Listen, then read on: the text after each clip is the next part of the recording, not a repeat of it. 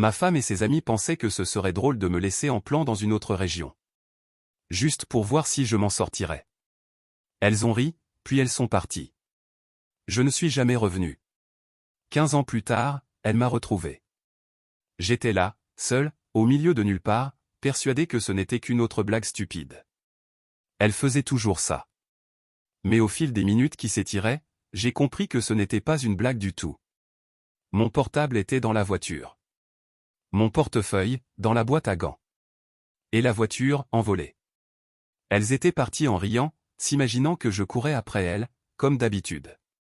Mais cette fois, quelque chose en moi s'est brisé. Ou peut-être, enfin, s'est-il réparé. Là, sous le soleil cuisant de la Provence, je forçais mes yeux vers le point vide où la voiture se trouvait 10 minutes auparavant. Ma femme, Chloé, et ses amies, Hélène, Sophie et Laura, avaient disparu. Au début, j'avais cru à une de leurs blagues idiotes. Elles faisaient toujours ce genre de choses, testant mes limites, voyant jusqu'où je pouvais tenir avant d'exploser. 5 ans de mariage, et j'étais habitué à ces farces, au rire à mes dépens, à Chloé qui les rejoignait au lieu de me défendre. Mais ça, c'était différent. Mon portable était toujours branché au chargeur de la voiture, mon portefeuille dans la boîte à gants. Tout ce que j'avais, c'était un t-shirt délavé, un jean usé, et une oppression grandissante dans l'estomac à mesure que les minutes s'égrenaient. Nous venions de passer 3 jours dans la maison de campagne de Sophie, près d'un lac magnifique, et je n'étais pas vraiment ravi. Chloé m'avait supplié de venir. Elle avait dit que ce serait une occasion de me rapprocher de ses amis. Je n'étais pas très convaincu. Ses amis me traitaient toujours comme un étranger, avec des blagues internes et des piques qui ne m'incluaient manifestement pas. Mais j'y étais allé quand même, parce que je l'aimais, ou du moins, je croyais l'aimer. La petite station-service était au beau milieu de la campagne française, juste une halte poussiéreuse au bord d'une route départementale, avec une enseigne clignotante et une seule pompe à essence. J'étais entré pour utiliser les toilettes, sur qu'elles m'attendraient, comme toujours. Mais cette fois, elles n'ont pas attendu. 1 heure passa. Je faisais les 100 pas sur cet asphalte craquelé, donnant des coups de pied à de petits cailloux, me convainquant qu'elles reviendraient d'une minute à l'autre. J'imaginais le son des pneus sur le gravier, la voix de Chloé criant « Poisson d'avril » ou « C'était une farce ». Mais la route restait silencieuse. 2 heures plus tard, la sueur coulait le long de mon cou et ma gorge était sèche. J'ai commencé à repasser les derniers jours dans ma tête. La façon dont Sophie avait ri quand j'avais accidentellement renversé du café sur mes genoux, comme Laura avait murmuré quelque chose à l'oreille de Chloé et qu'elles avaient toutes les deux ri en me regardant, et moi, là, seul, observant avec ce sourire gêné. J'aurais dû le voir. Elle tramait quelque chose, et j'étais trop stupide pour m'en rendre compte. Un camion s'approcha. Le rugissement du moteur me sortit de mes pensées. Le chauffeur, un grand gaillard avec une barbe grisonnante et une casquette sale, passa la tête par la fenêtre. « Ça va, mon gars ?» demanda-t-il. « T'es là depuis un bon moment. » Sa voix était rocailleuse mais gentille, et ça m'a frappé comme un coup de poing. Non, ça n'allait pas. Elle n'allait pas revenir. Chloé n'allait pas revenir. J'ai dégluti, essayant de garder ma voix ferme. Mes amis m'ont laissé. Tu crois que tu peux m'aider? Il hocha la tête, comme s'il avait déjà vu ça. Monte. Tu vas où? Je ne savais pas. Chez moi, revenir avec Chloé, à la vie que nous avions construite. Mais quand je suis monté dans la cabine du camion, quelque chose en moi a changé. 5 ans à être ridiculisé, ignoré, traité comme de la camelote par ses amis. Tout ça a refait surface, lourd et brûlant. J'ai regardé par la fenêtre, voyant la station-service rapetisser dans le rétroviseur. Le routier ne posa pas beaucoup de questions, il continua juste à conduire, fredonnant une vieille chanson française. Mes poings se sont serrés sur mes genoux. J'aurais pu lui emprunter son téléphone, appeler Chloé, exiger des réponses. Mais qu'aurait-elle dit? C'était juste une blague, mon amour. Tu es trop sensible. J'avais déjà entendu ça. Chaque fois que je me plaignais de ses amis, elle levait les yeux au ciel et disait que je ne comprenais pas leur humour. Peut-être que je ne le comprenais vraiment pas. Mais là, seul, abandonné comme un chien perdu, j'ai réalisé quelque chose. Elle ne me comprenait pas non plus, et Chloé les avait toujours choisis avant moi. Le routier m'a déposé à un carrefour poussiéreux, à la sortie d'un petit village de l'Ardèche, le montrant du doigt vers Aubenas, la ville la plus proche.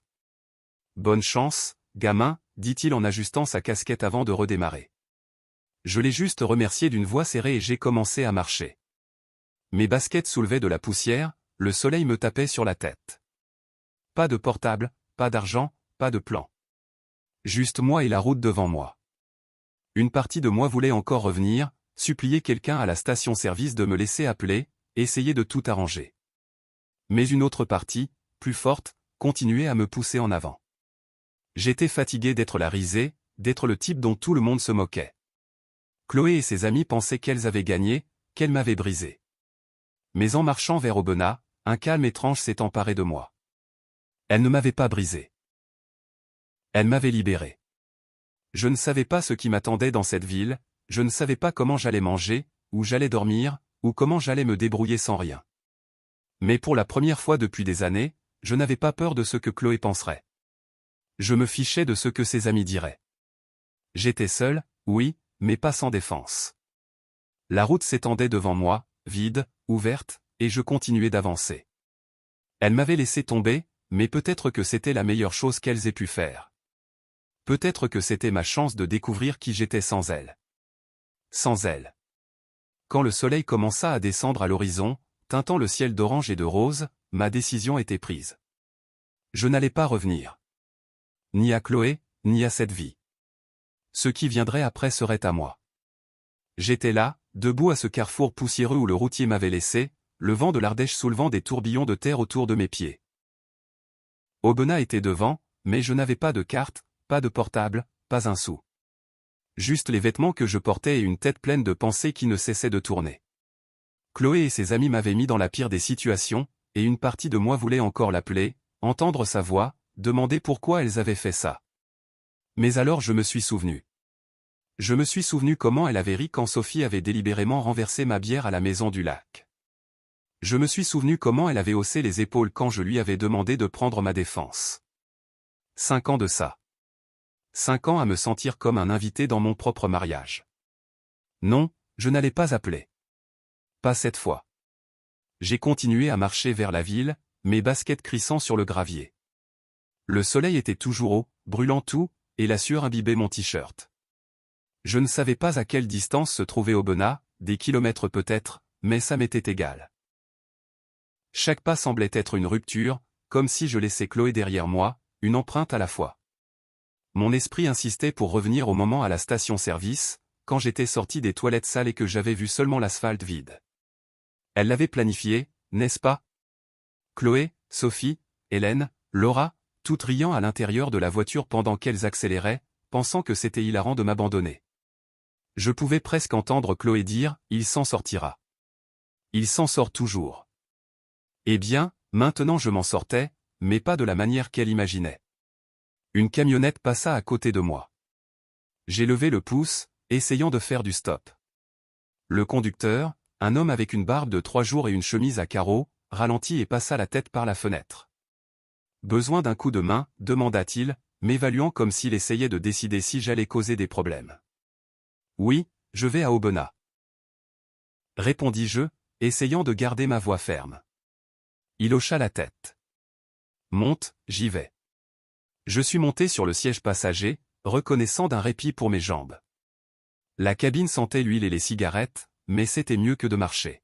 « C'est quoi ton histoire ?» demanda-t-il, déjà sur la route. J'ai hésité. Puis j'ai haussé les épaules. J'ai été abandonné par des gens en qui je pensais pouvoir avoir confiance. Il laissa échapper un grognement, comme s'il avait déjà entendu ça. Ça arrive plus souvent qu'on ne le croit par ici. Il m'a déposé à l'entrée de la ville, près d'un groupe de bâtiments bas et d'un feu de signalisation clignotant. « Prends soin de toi, mon gars, dit-il, et il s'en alla. Je suis resté là, observant la ville, un mélange de petites boutiques en briques anciennes avec quelques franchises modernes, des gens qui allaient et venaient comme si de rien n'était. Mais pour moi, tout allait de travers. Pas de portefeuille, pas de papier, pas de moyen de prouver qui j'étais. J'avais besoin d'aide, et vite. C'est alors que j'ai vu une pancarte indiquant un refuge à quelques pâtés de maison de là, un bâtiment simple avec une croix peinte sur la façade. Mon estomac fit un bond. Un refuge? Moi? Mais quelle option avais-je? À l'intérieur, le refuge était sombre et sentait l'eau de javel mélangée à du café rassis. Un homme derrière le comptoir me regarda. La plaque sur sa poitrine indiquait « Louis ». Il semblait avoir la cinquantaine, le crâne rasé, un regard direct et pas de patience. « T'es perdu ou t'es juste fauché ?» demanda-t-il en me regardant de haut en bas. « Les deux », répondis-je en me grattant la nuque. On m'a laissé sur la route sans argent, sans portable, sans rien. Louis cligna des yeux. « Entre. »« C'est quoi ton nom ?»« Marc, » répondis-je. Je pensais qu'il valait mieux garder la vérité pour l'instant. Il me tendit une planchette avec un formulaire.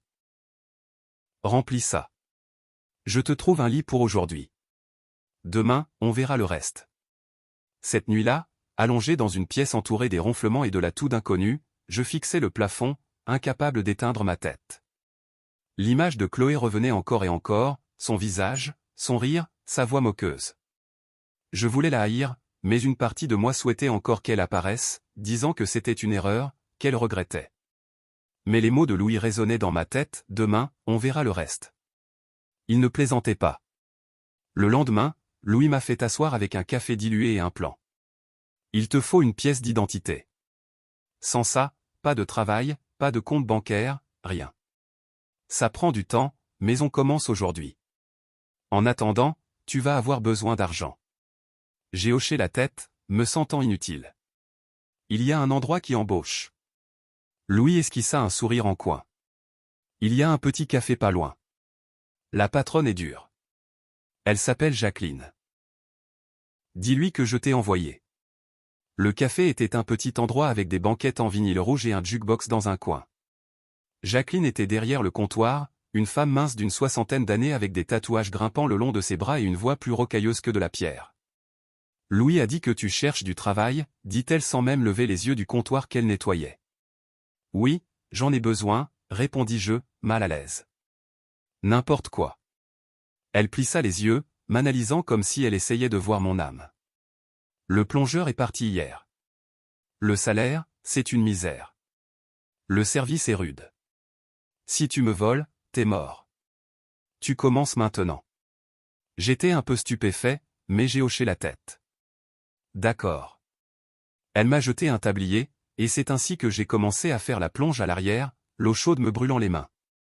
Ce n'était pas grand-chose, mais c'était quelque chose à moi. Sans Chloé, sans ses amis qui riaient de moi, juste moi et une pile de vaisselle grasse. Louis est passé à la fin de la semaine, m'aidant avec les papiers pour obtenir une nouvelle pièce d'identité. Tu te débrouilles bien, Marc, dit-il en me tapant sur l'épaule. Je n'étais pas si sûr, mais j'ai continué. Le refuge est devenu mon foyer. Le café de Jacqueline, ma planche de salut. Je n'ai pas appelé Chloé, ni même essayé. Chaque nuit, je dormais épuisé, mais c'était une bonne fatigue. Je repartais de zéro, et d'une certaine manière, ça fonctionnait. Plusieurs semaines s'étaient écoulées depuis que Chloé et ses amis m'avaient abandonné à cette station-service, et je m'adaptais encore à ma nouvelle routine, laver des assiettes au café de Jacqueline, dormir dans un lit d'emprunt, porter des vêtements donnés. Mes mains étaient rêches à cause de l'eau chaude et du savon, mais ça m'était égal. Cela me gardait occupé, cela m'éloignait d'elle. Louis fut mon pilier dans ce nouveau départ. Il m'a aidé avec les démarches pour récupérer mes papiers d'identité. Ça prend du temps, dit-il en me tendant une pile de formulaires. Mais ça va aboutir. Je l'ai remercié de tout mon cœur pour son aide. Jacqueline, elle, ne mollissait pas. Elle criait depuis la cuisine avec des yeux perçants, décelant la moindre erreur. Plus vite, Marc, je n'ai pas toute la journée, hurlait-elle. Mais il n'y avait pas de méchanceté dans sa voix, c'était juste sa façon d'être. Je travaillais double chaque fois que je pouvais, amassant de l'argent dans une enveloppe cachée sous mon matelas. Mon premier salaire fut modeste, mais suffisant pour acheter un portable dans une supérette et récupérer mon numéro. Quand je l'ai eu en main, encore brillant, j'ai ressenti une vague de fierté. Ce n'était pas grand-chose, mais c'était à moi. Payé par mon propre labeur, pas avec l'argent de Chloé. Je n'avais plus besoin d'elle. Mais alors, les appels ont commencé. Le lendemain, au milieu du service, les bras couverts de mousse, mon portable a vibré dans ma poche. J'ai séché mes mains sur mon tablier et j'ai regardé. Le nom de Chloé est apparu à l'écran, et mon estomac a fait un bond. Je l'ai laissé sonner jusqu'à ce qu'il bascule sur la messagerie vocale. 1 minute plus tard, une notification est arrivée. Je n'aurais pas dû écouter, mais je l'ai fait. La voix de Chloé était basse, tremblante, comme si elle avait répété ce qu'elle allait dire. « Marc, où es-tu? On t'attendait. » Ce n'était qu'une blague. On est très inquiète. S'il te plaît, rappelle-moi. Je suis resté là, immobile, fixant l'évier où l'eau continuait de couler. Si elle m'avait vraiment attendu, elle serait revenue. Mais elle n'était pas revenue. Mon portable a vibré de nouveau. C'était Sophie cette fois. J'ai aussi écouté son message. Le ton était complètement différent. Moqueur. Et, allez, mec. Tu dois admettre que c'était drôle. Rappelle-nous, vas-y, c'est marrant. J'ai serré le poing si fort que mes doigts m'ont fait mal. Pour elle, j'étais juste une blague, une histoire amusante à raconter au bord du lac. Les appels n'ont pas cessé. Chloé encore, puis Laura, puis Sophie, un flux constant de messages et de vocaux.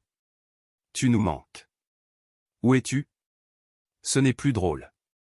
Je me suis assis dans ma chambre cette nuit-là, le refuge silencieux, juste le léger son du chauffage en fond. Le portable brillait dans ma main, rempli de notifications. J'ai écouté les messages à nouveau. Chloé avec sa voix forcée, Sophie riant, Laura pouffant avant que le message ne soit coupé. Mon doigt est resté suspendu au-dessus du bouton de rappel. Une partie de moi voulait l'appeler, crier, demander pourquoi elles avaient fait ça. Mais à quoi bon? Elle rirait, ou pleurerait, me faisant me sentir coupable, comme toujours. Assez. J'ai parcouru mon répertoire. Chloé, Sophie, Hélène, Laura. Et je les ai bloqués une par une. Mes doigts tremblaient un peu, mais quand j'ai eu fini, le portable est resté silencieux. Plus de vibrations, plus de mensonges. J'ai laissé échapper un soupir que je ne savais même pas que je retenais. C'était comme couper une corde qui m'avait étouffé pendant des années. Elle ne pouvait plus m'atteindre. Elle n'avait plus aucun contrôle sur la fin de cette histoire. Maintenant, ça dépendait de moi. Le lendemain, je suis allé au café comme si de rien n'était. J'ai plongé mes mains dans l'eau chaude. J'ai laissé le savon emporter le reste de leur voix de ma tête. Jacqueline a remarqué que j'étais plus silencieux. « T'es bizarre aujourd'hui », a-t-elle commenté en me jetant un torchon. « Un problème ?» J'ai haussé les épaules, ne voulant pas entrer dans les détails. « Je règle quelques trucs. » Elle a reniflé. « Tant que tu ne me bousilles pas la cuisine, règle ce que tu veux. » J'ai souri légèrement. Elle se fichait des drames, juste du travail. C'était rafraîchissant. Louis est apparu plus tard avec un papier à la main. Le numéro de mon dossier pour refaire ma pièce d'identité. Ça avance, dit-il. Tu tiens bon? J'ai hoché la tête. Mieux que je ne l'aurais imaginé. Il m'a tapé légèrement sur l'épaule et s'en est allé. À la fin de cette semaine, j'ai économisé suffisamment pour acheter un manteau d'occasion au refuge. Rien de beau, mais ça servait pour le froid. Je rentrais dans ma chambre chaque nuit avec mon portable dans la poche, enfin silencieux. Chloé et ses amis étaient hors de ma vie, comme une mauvaise habitude que j'avais réussi à briser. Je n'avais pas besoin de leurs excuses ni de leurs promesses vides. J'avais un travail, un lit, un plan. De petites choses, mais les miennes. La douleur de la trahison était toujours là, bien sûr, mais elle faisait moins mal chaque jour. Chaque assiette que je lavais, chaque euro économisé était une nouvelle pièce de ma vie, une pièce qu'elle ne pourrait jamais toucher. Pour la première fois depuis longtemps, j'ai dormi sans rêver d'elle. Les mois ont passé. Le café est devenu ma routine. Je ne dormais plus au refuge. J'avais réussi à louer un petit studio au-dessus d'une laverie à Aubenas. C'était juste une pièce, un vieux matelas, un réchaud de camping et une salle de bain où je tenais à peine, mais c'était à moi. Jacqueline a vu mes efforts et m'a promu aide-cuisinier. Plus d'heures, un peu plus d'argent. Je coupais des légumes, épluchais des pommes de terre, et le son régulier du couteau m'aidait à éloigner les mauvais souvenirs. Les nuits étaient encore difficiles. Je m'allongeais sur ce matelas en regardant les taches au plafond, et Chloé revenait à mon esprit. Pas la version cruelle, moqueuse, mais celle des bons moments, le sourire qui m'avait fait tomber amoureux avant que tout ne tourne mal. Parfois, je me demandais, est-ce qu'elle me manque? Est-ce que je lui manque? La solitude frappait fort, comme une pierre sur la poitrine, mais alors le soleil se levait et j'allais travailler. Sans peur de son jugement, sans les rires de ses amis. Juste moi, libre. C'est alors qu'Élodie est apparue. Elle a commencé à fréquenter le café 2 fois par semaine, toujours à la même table, toujours avec une pile de livres et de notes. Elle étudiait la médecine, apparemment, car elle murmurait des termes compliqués en écrivant. Elle commandait toujours la même chose, une omelette sans tomate et un café corsé. Elle me regardait à peine quand je la servais. Je l'ai observée pendant un moment. Je trouvais curieux à quel point elle se perdait dans ses études, qu'elle laissait parfois sa fourchette en l'air, oubliant de manger. Alors j'ai commencé à jouer. J'ai changé ma plaque d'identification pour des surnoms aléatoires, juste pour voir si elle le remarquerait. Bob, un jour, Steve, un autre, Jules, après. Au début, rien. Elle était toujours absorbée par ses livres. Jusqu'au jour où je suis venu avec la plaque qui disait « Gaston », et elle a enfin levé les yeux. Elle a froncé les sourcils, a regardé le nom, puis moi. « Cette plaque est fausse », dit-elle d'une voix calme, comme si elle diagnostiquait un patient. J'ai souri un peu, surpris. « Vraiment ?» Elle a esquissé un sourire en coin et est retournée à ses livres. Ce n'était qu'un début, mais c'était suffisant pour s'ancrer en moi. Le travail continuait, mais Élodie est devenue mon moment préféré de la semaine. Quand elle entrait, j'inventais des excuses pour passer près de sa table, remplir son café, débarrasser son assiette, demander si elle avait besoin de quelque chose d'autre. Elle me remerciait toujours d'un geste ou d'un murmure, mais son demi-sourire restait dans ma tête le reste de la journée. Un jour, elle est arrivée visiblement épuisée. Cheveux en désordre, livres plus lourds que d'habitude. Nuit difficile, ai-je demandé en posant son café sur la table. Elle a soupiré en se frottant les yeux. Examen. Je n'ai pas dormi depuis 2 jours. Je n'ai pas insisté. Mais quand je me suis retourné, j'ai mis un extra de galette de pommes de terre dans son assiette sans qu'elle le voie. Elle s'en est rendue compte, m'a regardé et a dit « Vous êtes discret ». J'ai haussé les épaules. C'est pour vous tenir éveillé. Une nouvelle rencontre. Notre premier rendez-vous n'était même pas prévu. Elle est apparue un soir, plus apprêtée, avec un jean et un joli chemisier, pas de sweat à capuche cette fois. Elle a dit que ses amis l'avaient laissée en plan avec une réservation dans une pizzeria chic de Lyon, de l'autre côté de la ville. Je ne vais pas gâcher cette soirée, a-t-elle murmuré. Puis elle m'a regardé. Vous êtes libre? Je nettoyais le comptoir, presque à la fin de mon service. Jacqueline a tout entendu. Va, petit, a-t-elle crié depuis la cuisine. Tu ne sers à rien à rester planté là. J'y suis allé. Nous avons partagé une pizza au pepperoni et une carafe de limonade. Elle a éclaté de rire, un vrai rire, quand je lui ai raconté l'histoire des fausses plaques d'identité. Je savais que tu n'étais pas Gaston, a-t-elle dit, les yeux brillants. Tu n'as pas une tête de Gaston. Tu es trop jeune pour ça. Nous avons parlé toute la nuit. Elle m'a raconté le stress de la faculté de médecine. J'ai parlé du travail au café. Nous avons ri de choses idiotes, comme nos films préférés. C'était léger, naturel, comme si nous nous connaissions depuis des années. 6 mois plus tard, elle a emménagé dans mon petit studio. C'était minuscule. Ses livres occupaient la moitié de l'espace, et nous nous heurtions l'un à l'autre en cuisinant sur cette ridicule cuisinière de camping. Mais ça m'était égal. Elle étudiait tard, la lampe éclairant son visage concentré, et parfois, elle murmurait des noms d'os et de nerfs en dormant. D'une étrange manière, cela m'apportait la paix. 1 an plus tard, nous avons loué un appartement plus grand à Saint-Étienne. Maintenant, avec une vraie cuisine, un canapé qui ne sentait pas l'eau de Javel, et le plus important, un foyer. Je restais solide au travail, maintenant comme cuisinier à part entière. Jacqueline me faisait confiance, grognait moins et me laissait même m'occuper de la plaque de cuisson quand le service devenait intense. Élodie était différente de Chloé en tout point. Elle ne se moquait pas de moi, ne me faisait pas me sentir petit. Quand je doutais de moi-même, elle disait « Tu peux le faire ». Et pour une raison quelconque, je la croyais. Nous cuisinions ensemble, nous nous disputions pour savoir qui lavait la vaisselle, nous regardions de vieilles séries et rions des mauvais doublages. C'était simple, mais c'était à nous. Le retour inattendu. Mais alors, Chloé a refait surface.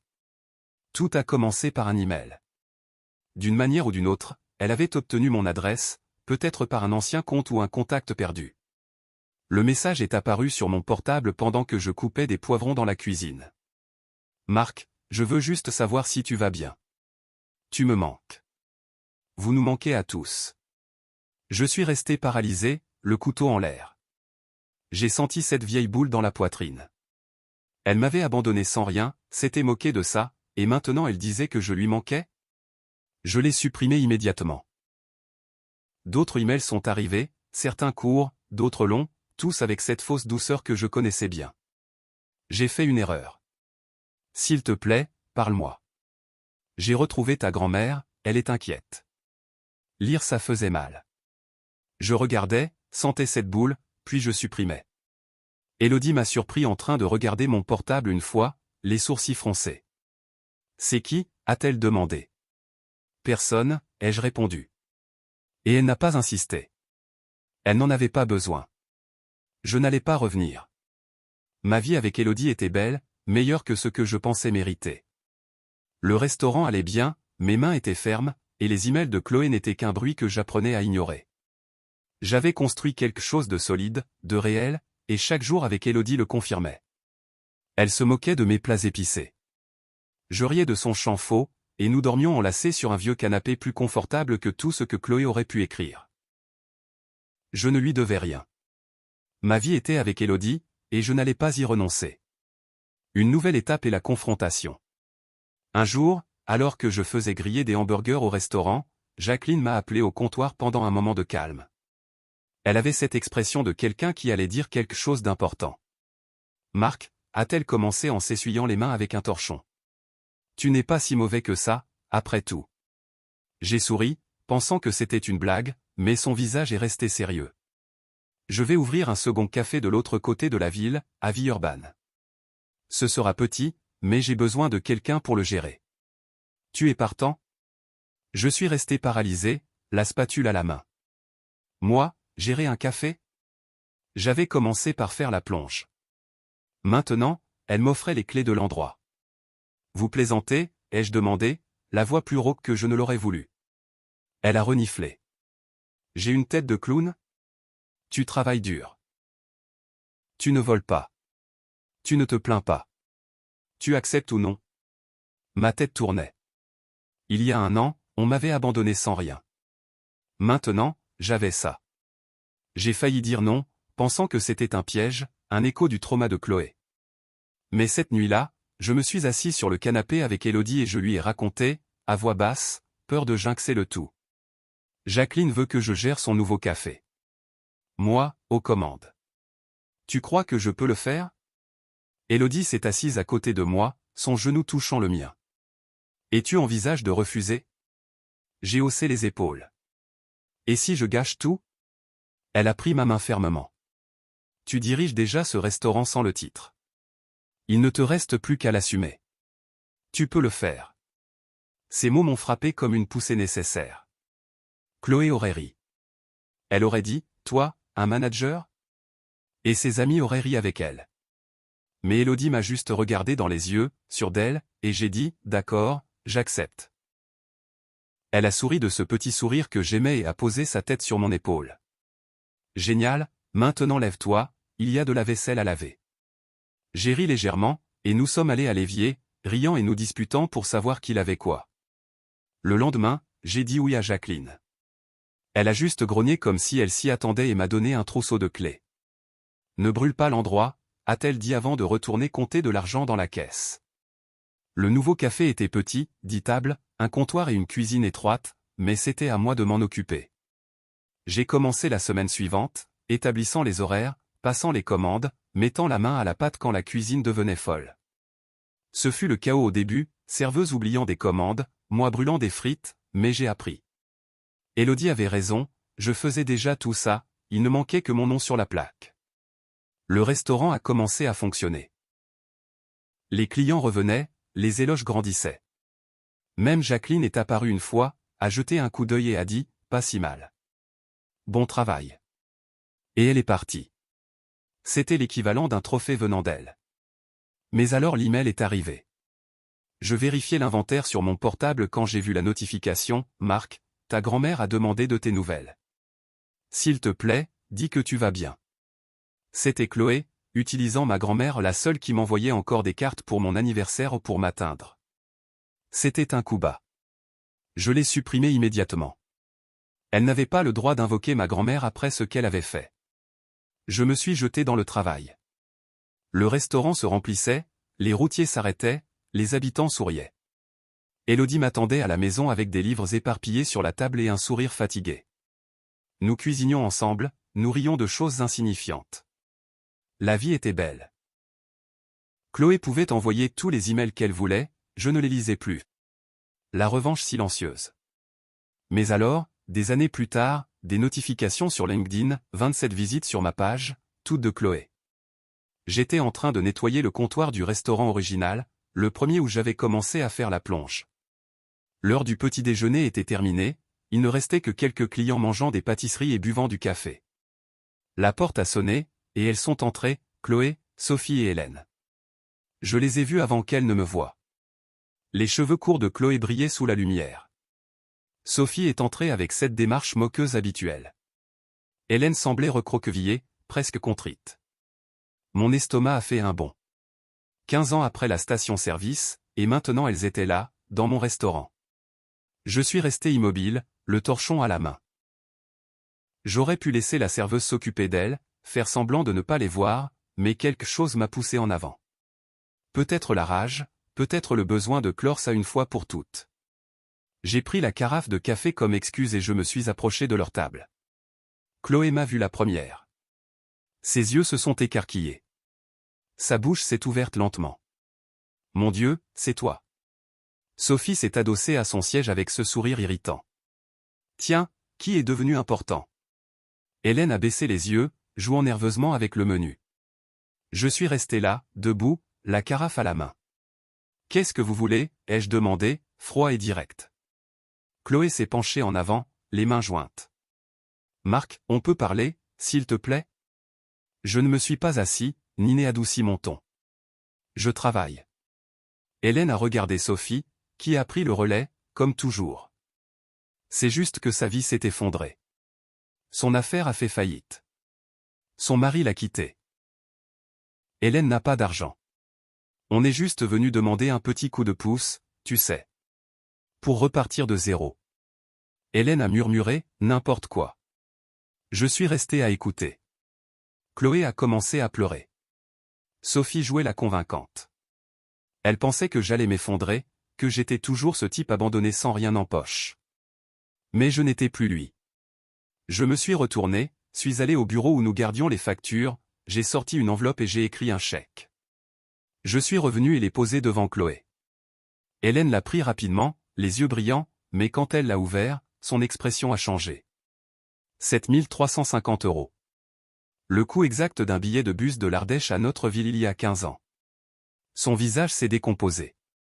Sophie a pris le papier. Tu plaisantes? C'est quoi ça? Je me suis penché, la voix basse et ferme. C'est ce que ça m'aurait coûté pour revenir vers vous ce jour-là. Je ne suis pas revenu, et vous n'avez droit à rien de plus. Chloé a essayé de parler mais aucun son n'est sorti. Sophie a repoussé le chèque vers moi. Tu es un enfoiré, Marc. Après tout. Je l'ai coupé. Après tout, vous m'avez laissé au milieu de nulle part. Elles ont ri. Hélène a baissé la tête. Ses mains tremblaient, mais elle n'a rien dit. Je me suis redressé. Je les ai regardées toutes les trois, Chloé, Sophie furieuse, Hélène recroquevillée dans un coin. Vous pouvez partir et ne revenez plus. Ma voix a résonné dans le restaurant. Quelques clients ont regardé. Les serveuses sont restées immobiles. Je me suis retourné et suis revenu au comptoir, le cœur battant, mais les pas fermes. La serveuse m'a regardé, ne sachant que faire. Elles ont fini, ai-je dit en prenant le torchon. Les trois sont restés assises un instant, puis se sont levées. Chloé a mis l'enveloppe dans son sac comme si c'était des ordures. Sophie se plaignait à haute voix.